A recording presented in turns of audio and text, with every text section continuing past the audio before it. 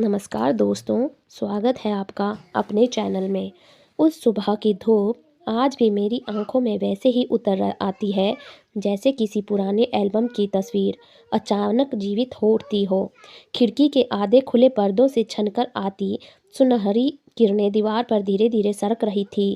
बाहर से चिड़ियों की चहचहाट आ रही थी और रसोई में मम्मी के बर्तनों की हल्की सी आवाज़ पूरे घर में एक अपनापन भर रही थी।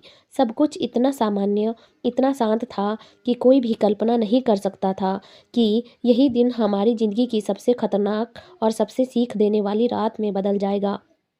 मैं रिया हूँ, 16 साल की हूँ। मेरा छोटा भाई अर्जुन 14 साल का है। हम दोनों उस उम्र में थे जहाँ खुद को बड़ा समझने का भ्रम बहुत मजबूत होता है, लेकिन समझ अभी भी आधी अधूरी ही होती है। उस दिन मम्मी पापा 2 दिनों के लिए मौसी के घर जा रहे थे। मौसी की बेटी की सगाई थी और पूरा परिवार इकट्ठा होने वाला था। घर में सुबह से तैयारियों की हलचल थी। मम्मी बड़े ध्यान से कपड़े फोल्ड कर रही थी, गिफ्ट पैक कर रही थी और बीच बीच में हमें आवाज़ देकर हिदायतें भी दे रही थी। रिया, अर्जुन, ध्यान से सुनो। घर को अच्छे से संभालना, मेन गेट हमेशा लॉक रखना, रात को सोने से पहले सारे पलंग चेक कर लेना। और हाँ, एक एक्सटेंशन बोर्ड पर ज़्यादा चीज़ें मत लगाना। हीटर, टीवी, लैपटॉप सब साथ में चलाओगे तो ओवरलोड हो जाएगा। पापा ने गंभीर होकर कहा, बिजली से मजाक नहीं करना चाहिए। छोटी सी लापरवाही बड़ी आग में बदल सकती है। हमने सिर हिलाकर हामी भर दी, जैसे हर बात समझ ली हो। लेकिन सच तो यह था कि उस वक्त हमारे दिमाग में बस एक ही बात थी, 2 दिन की आज़ादी। जब उसकी कार गली के मोड़ से मुड़ी और आंखों से ओझल हो गई, घर में अचानक एक अलग ही खामोशी फैल गई। शुरू में वह खामोशी बहुत अच्छी लगी, जैसे किसी जिम्मेदारियों का स्विच ऑफ कर दिया हो। हमने एक दूसरे की तरफ देखा और बिना कुछ कहे मुस्कुरा दिए। टीवी ऑन किया, म्यूजिक तेज कर दिया और सोफे पर फैलकर बैठ गए। दोपहर तक हमने ऑनलाइन खाना ऑर्डर कर लिया, pizza, burger, fries, cold drink. खाते पीते हंसते बोलते हम लग रहा था जैसे यह हमारा छोटा सा फ्रीडम फेस्टिवल हो। अर्जुन बार बार कह रहा था, दीदी देखो कितना मज़ा है, कोई डांटने वाला नहीं। मैं भी हंस रही थी, लेकिन कहीं ना कहीं मम्मी की बातों की हल्की सी गूंज दिमाग में थी, जैसे मैं जानबूझकर अनसुना कर रही थी। शाम होते होते मौसम बदलने लगा। ठंडी हवा खिड़कियों से अंदर आने लगी। हमने सोचा हीटर लगा लेते हैं ताकि आराम से मूवी देख सके। मैंने अलमारी से एक्सटेंशन बोर्ड निकाला और एक एक करके उसमें TV, laptop, mobile charger, table lamp और आखिरी में रूम हीटर लगा दिया।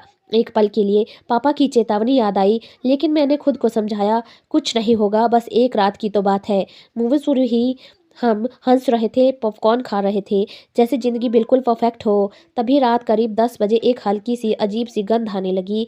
पहले लगा बाहर से आ रही होगी, लेकिन कुछ मिनटों बाद गंध तेज हो गई। अर्जुन ने नाक सिकोड़ते हुए कहा, दीदी कुछ जलने की स्मेल आ रही है। हम दोनों उठकर उस दिशा में गए जहां एक्सटेंशन बोर्ड रखा था। जो दृश्य हमने देखा उसने हमारी रूह तक हिला दी। बोर्ड से धुआं उठ रहा था, तार लाल होकर चमक रहे थे और छोटी छोटी चिंगारियां निकल रही थी। प्लास्टिक पिघलने लगा था। अर्जुन घबरा गया और पलंग निकालने के लिए हाथ बढ़ाया, लेकिन मैंने तुरंत उसका हाथ पकड़ लिया। मत छुओ, करंट लग सकता है। हमारे हाथ कांप रहे थे। धुआं तेजी से कमरे में फैल रहा था। आंखों में जलन होने लगी। मुझे अचानक पापा की आवाज़ याद आई, ऐसे समय में मेन पावर ऑफ करना। हम दोनों झुकते हुए मुंह पर कपड़ा रखकर हॉल की तरफ दौड़े। दिल इतनी तेजी से धड़क रहा था जैसे छाती से बाहर आ जाएगा। मैंने मेन स्विच ऑफ किया। अचानक पूरा घर अंधेरे में डूब गया। चिंगारियां रुक गई, लेकिन धुआं अभी भी था। हमने खिड़कियां खोली, ठंडी हवा अंदर आने लगी और धीरे धीरे धुआं बाहर जाने लगा। टॉर्च की रोशनी से मैंने देखा, एक्सटेंशन पूरी तरह काला पड़ चुका था। तार पिघलकर आपस में चिपक गए थे। उस पल अगर हमने 5 मिनट की देरी कर दी होती तो शायद आग पूरे कमरे में फैल जाती। हम दोनों फर्श पर बैठ गए।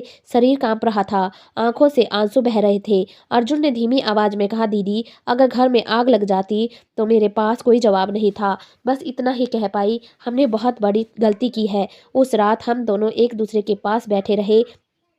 नींद आंखों से कोसों दूर थी। हर हल्की आवाज पर दिल दहल जाता था। हमने हाथ जोड़कर भगवान को धन्यवाद कहा, उन्होंने हमें समय रहते चेतावनी दे दी। अगली सुबह जब मम्मी पापा का फोन आया, हमने सब सच सच बता दिया। वे घबरा गए, लेकिन हमने बताया कि हमने मेन स्विच ऑफ कर दिया था और आग फैलने से पहले संभाल लिया। तो उनके आवाज़ में आहत आई।